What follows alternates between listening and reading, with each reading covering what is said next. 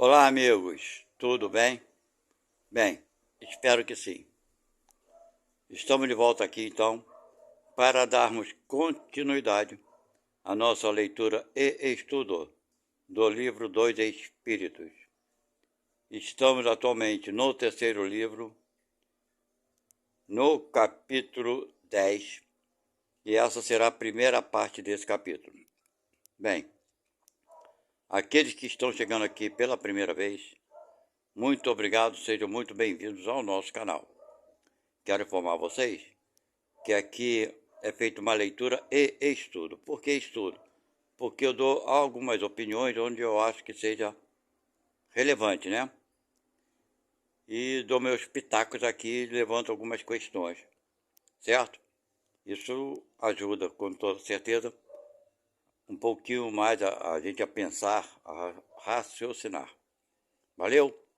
Eu quero pedir a vocês que se inscrevam no nosso canal, dê aquele like de joinha e aciona aquele sininho para receberem as notificações.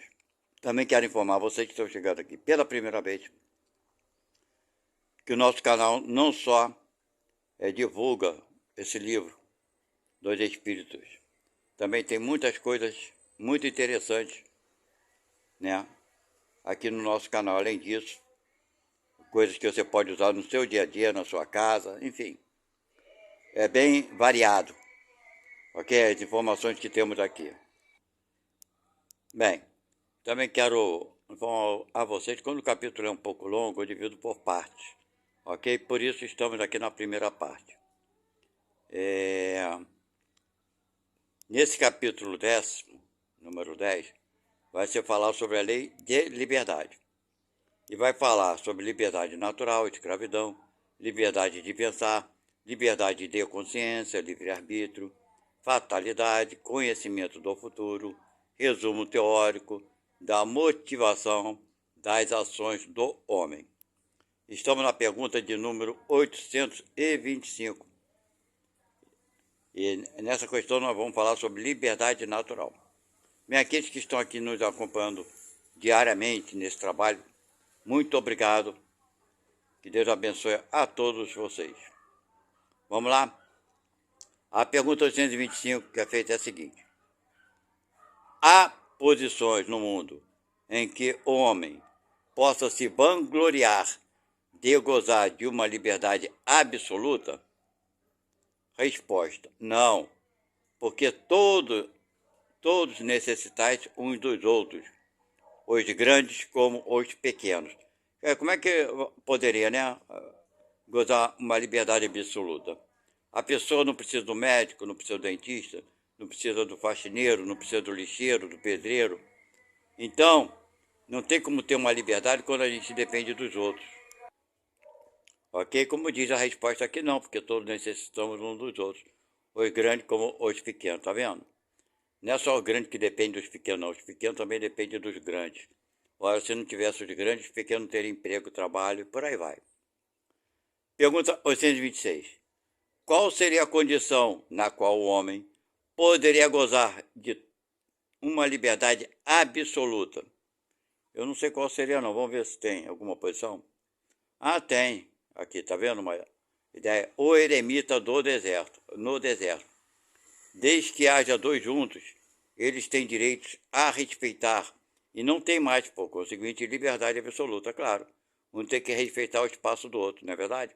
É o eremita, eu não pensei nisso. Pois é. Aquele que vive sozinho no deserto, não depende de ninguém, vive sozinho. Também tá? É tudo. Mas também sabe que vai passar um sufoco, né? Vamos lá. 827. A obrigação de respeitar os direitos alheios tira ao homem o direito de ser independente consigo mesmo? Resposta: de modo algum, porque é um direito que lhe vem da natureza. Ok? Então, porque você tem que respeitar o direito dos homens, você não é independente contigo mesmo, você tem que te respeitar também. Isso contigo você escolhe. Nós escolhemos, né, as coisas que queremos fazer. Mas quando se trata referente aos outros, aí já não é por nossa vontade, tem que ser uma coisa combinada, de acordo, bem, enfim. Pergunta 828. Como conciliar as opiniões liberais de certos homens com o despotismo que frequentemente eles próprios exercem no seu interior e sobre os seus subordinados? Resposta. Eles têm a inteligência da lei natural, estando ela contrabalançada pelo orgulho e pelo egoísmo. Eles compreendem o que deve ser, quando seus princípios não são uma comédia representada calculadamente, mas não o fazem. Tá vendo? A gente sabe o que tem que fazer, mas não fazemos. Pergunta. Seriam levados em conta, na outra vida, os princípios que professaram neste mundo? Resposta. Quanto mais inteligência tem um homem para compreender um princípio, quanto mais inteligência tenha o homem para compreender um princípio, menos é desculpável de não aplicá-lo a si mesmo. Digo-vos, em verdade, que o homem simples, mais sincero, está mais avançado no caminho de Deus do que aquele que quer parecer o que não é. Tá vendo? Aqui, em outras palavras, é sermos hipócritas. Falamos uma coisa e fazemos outra.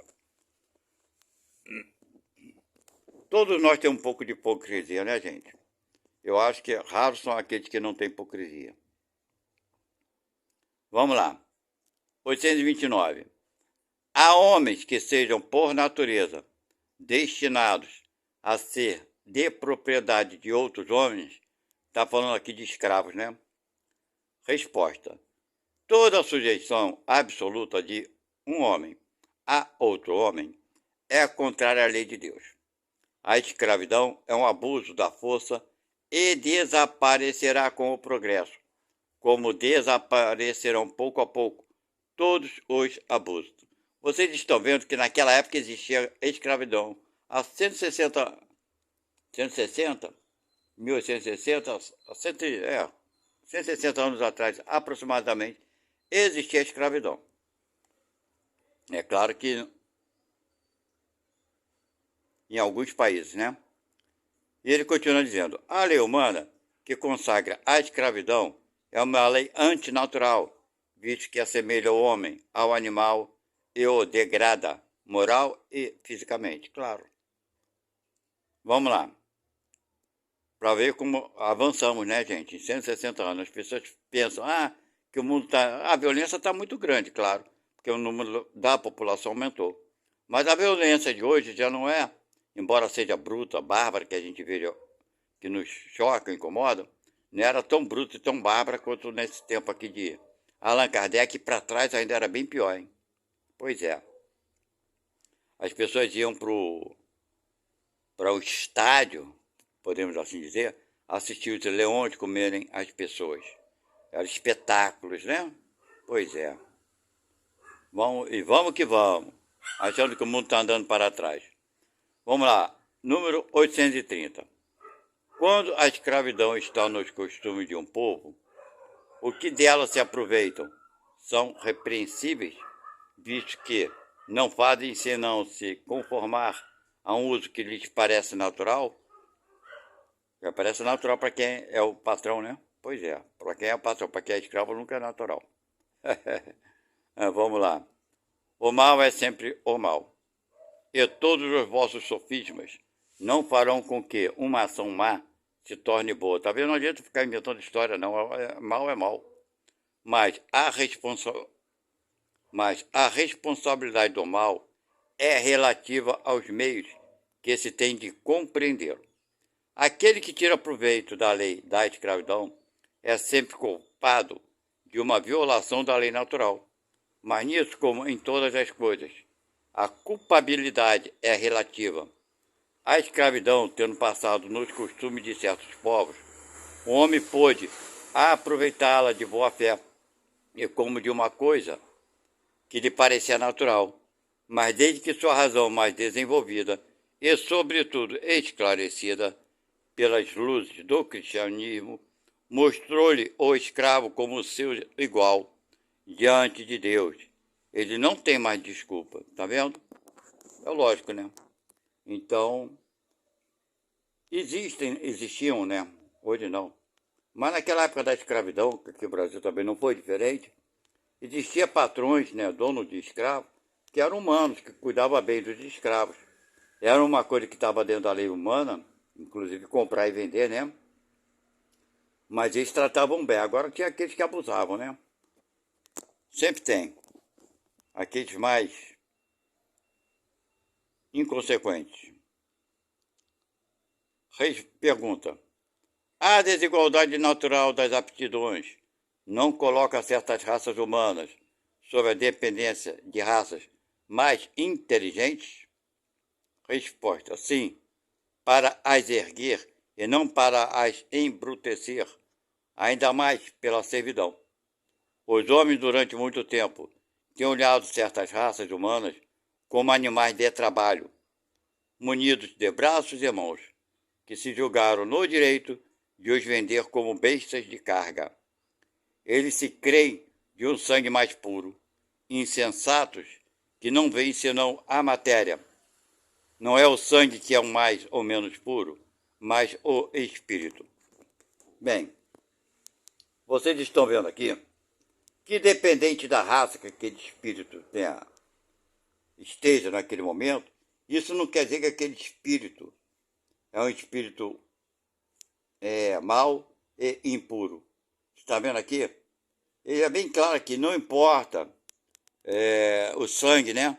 Se é mais ou menos puro. Insensatos que não veem senão a matéria, tá vendo? Tá vendo? E daqui serve para Kardec mesmo, quando ele levantou aquela questão, né? Do negro, né? Então vai lá, que não vê senão a matéria. E Kardec só viu a matéria, insensato. Não é o sangue que é o mais ou menos puro, mas o espírito. Ok? Pois é. Então vamos lá. Pergunta 832. Há homens que tratam seus escravos com humanidade, conforme eu falei antes, né? Que não lhes deixam faltar nada e pensam que a liberdade os exporia a privações maiores. Que dizer deles? Bem, gente, esses caras, tinha uns que pensavam nisso sim, mas, na verdade, do jeito que foi feita a abolição, pelo menos no Brasil, eu não sei como é que foi feita no resto do mundo. Eu condeno completamente do jeito que foi feita a abolição dos escravos. Por quê? Porque deu liberdade para os escravos, mas não lhes deu condição de continuarem sobrevivendo como gente digna. Como, infelizmente, o nosso mundo ainda é assim, egoísta, né? Então, largaram os escravos ao relento. Por exemplo, os senhores dos escravos, né, expulsaram os seus escravos das suas fazendas, claro, e esses foram para onde? Morar no mato, nos guetos, criaram, né, as favelas e por aí vai. Então, meus amigos, isso foi uma covardia. Deu para entender? Porque o que acontece? Os fazendeiros, né, ou podemos assim dizer, né, os senhores, pensaram, se eu tenho que pagar o negro, então, que ele é livre, eu vou ter que pagar um salário. Eu prefiro pagar uma pessoa que seja branca. Vocês estão entendendo como é que foi feita uma coisa errada? Claro, não pensaram muito bem. Devia ser passos a passo. Obrigar que os senhores de escravos mantivessem uma geração pelo menos, ok, depois da lei, por um período dele, para ir pagando o salário para que esses conseguissem se estabelecerem, certo? Socialmente. Terem condições de ter uma casinha, uma coisa qualquer. Mas não foi feito assim. Tá? Então, voltando à questão aqui, tem hoje que gostam, respeitam a liberdade e acham que a liberdade faria mal. Pois é, eles estavam certos. Mas vamos ver o que os espíritos falaram naquela época.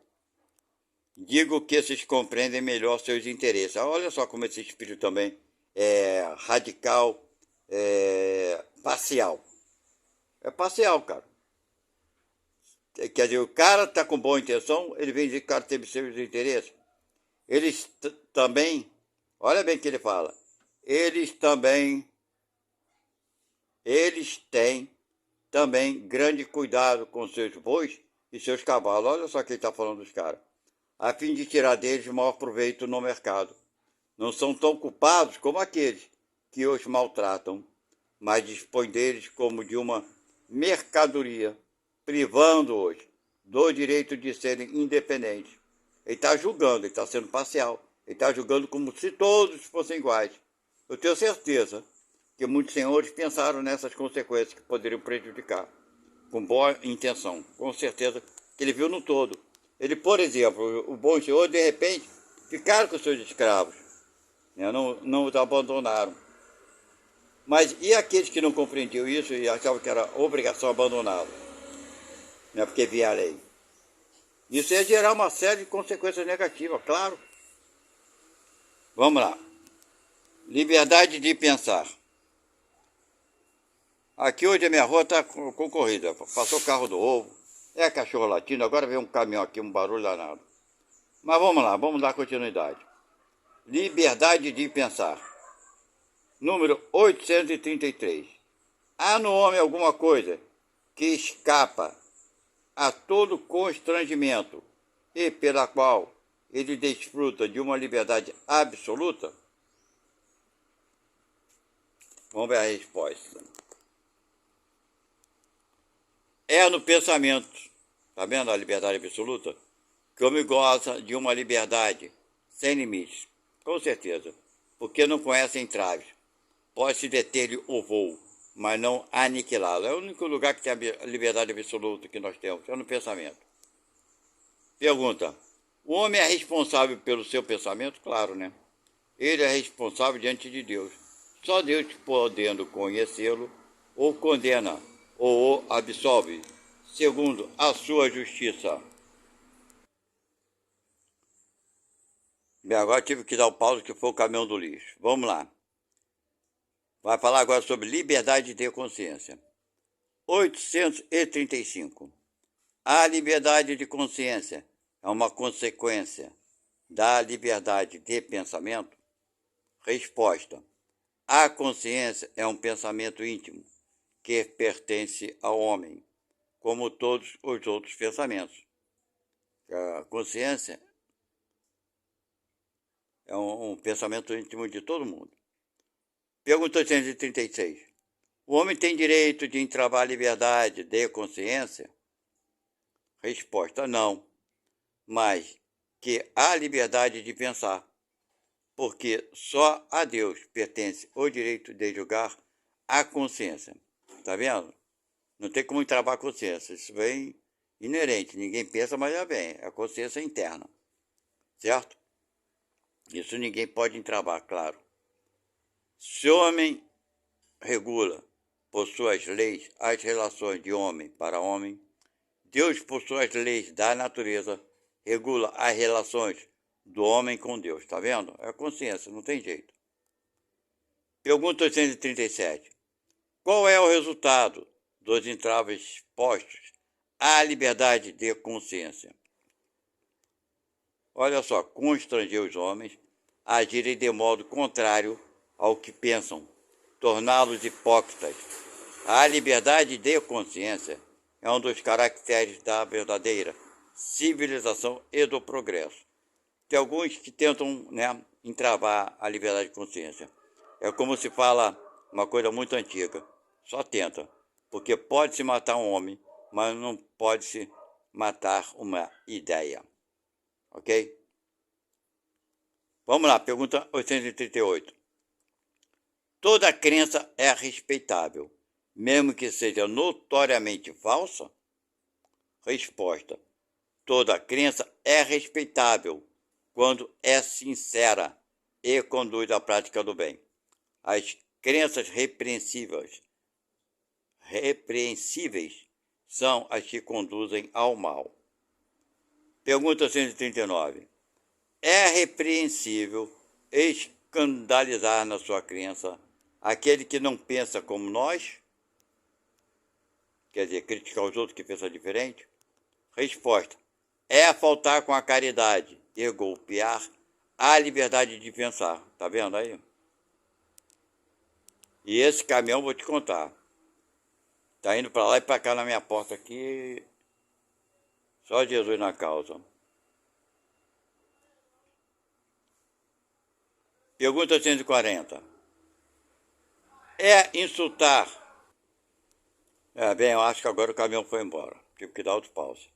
Vamos lá, 840. É insultar a liberdade de consciência ou pôr entraves às crenças capazes de perturbar a sociedade? Quer dizer, se é capaz de perturbar, será que a gente pode travar isso aí? Resposta: pode-se reprimir os atos, mas a crença íntima é inacessível. Claro, né? Reprimir os atos exteriores de uma crença quando esses atos trazem algum prejuízo a outrem, não é insultar a liberdade de consciência, porque essa repreensão deixa a crença sua inteira liberdade. Pergunta: deve-se, em respeito à liberdade de consciência, deixar se propagarem doutrinas perniciosas, ou se pode, sem insultar a essa liberdade, procurar trazer de novo ao caminho da verdade aqueles que se perderam por falsos princípios? Resposta: certamente se pode, e mesmo se deve, mas ensinar a exemplo.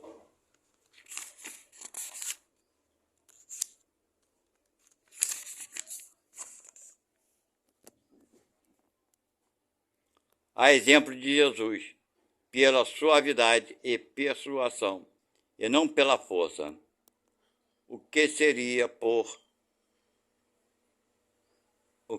pior que a crença daquele a quem se quer convencer? Se há alguma coisa que seja permitido se impor, é o bem e a fraternidade. Mas não cremos que o meio de os fazer admitir seja o de agir com violência. A convicção não se impõe. Agora o caminhão foi embora, agora vem uma máquina e cortar não sei o que. Vamos parar aqui depois dessa questão, ok? Todas as doutrinas, tendo a pretensão de ser a única expressão da verdade, porque sinais se pode reconhecer aquela que tem o direito de se colocar como tal? Resposta: será aquela que faz mais homens de bem e menos hipócritas, quer dizer, praticamente da lei do amor e da caridade, na sua maior pureza e na sua mais larga aplicação.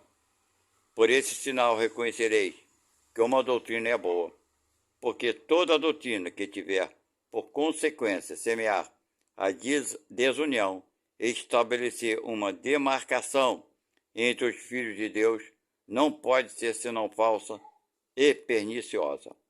Bem, gente, nós estamos vendo. Fábio Júnior uma vez perguntou a Chico Xavier, porque ele frequentava lá Chico Xavier, ele é um católico, né? Praticante, né? Assíduo, e perguntou a Chico Xavier, né, se ele deveria deixar de ser católico para ser espírita. E Chico Xavier responde a ele o seguinte: é melhor ser um bom católico do que ser um péssimo espírita, ok? Então, nesse trato de melhor religião, qual é a melhor religião e coisa e tal, não existe. Ao meu ver, na minha opinião, não existe. A melhor religião para o ser humano é aquela que faz ele um homem de bem, conforme diz aqui, ok? Porque, querendo ou não, todas as religiões têm seus erros, seus enganos, seus equívocos. E não pensem vocês que o espiritismo não tenha. Tem muitos erros, muitos equívocos. Quais são os erros? Olha, gente, o espiritismo foi criado pelos espíritos. Criado não, porque sempre existiu. Mas ele foi, todo ele feito, com as informações trazidas pelos espíritos. Eles nos trouxeram essas informações. Você vê que é tudo resposta de espíritos. Então esses espíritos são sábios, são espíritos puros, elevados? Não. Estão no mesmo patamar que estamos, só estão fora do corpo. Desencarnaram recentemente, naquela época, né? Tinham desencarnado recentemente, Tinha percepções maiores, claro, mas não é porque a pessoa morre se torna santo e sábio, não, gente. Por isso tem muitos erros. Hoje nós compreendemos melhor esses erros. Mas naquela época de Kardec tínhamos condições de aceitar, de entender melhor? Não, não tínhamos condições de entender nada. Hoje nossas percepções são maiores, nossa inteligência desenvolveu um pouco mais, com toda certeza. Então, portanto, devemos concordar com tudo que está aqui? Ora, isso é coisa de cada um. Não estou aqui que vou dizer que devemos concordar com tudo, discordar de tudo, e por aí vai, mas temos que pensar e raciocinar. Quando a doutrina e todas as religiões pintam Deus bom, sagrado, misericordioso, e as mesmas religiões que falam disso, falam que Deus vai te castigar se fizer isso ou aquilo, qual religião está com a verdade então? Se todas falam a mesma coisa? Que Deus é muito bom, maravilhoso, mas no entanto ele castiga. Até dentro do Espiritismo nós vamos ver certos espíritos trazendo, Deus poderá te castigar, Deus fez isso por punição, ele passa isso porque Deus está castigando porque ele fez merda. Cara, esse Deus não existe. O Espiritismo não são, nesse aspecto, tão diferente das outras religiões não, minha gente. Por isso eu falo que tem muitos enganos e erros. Ora bolas. E por conta disso as coisas boas não devem ser ditas.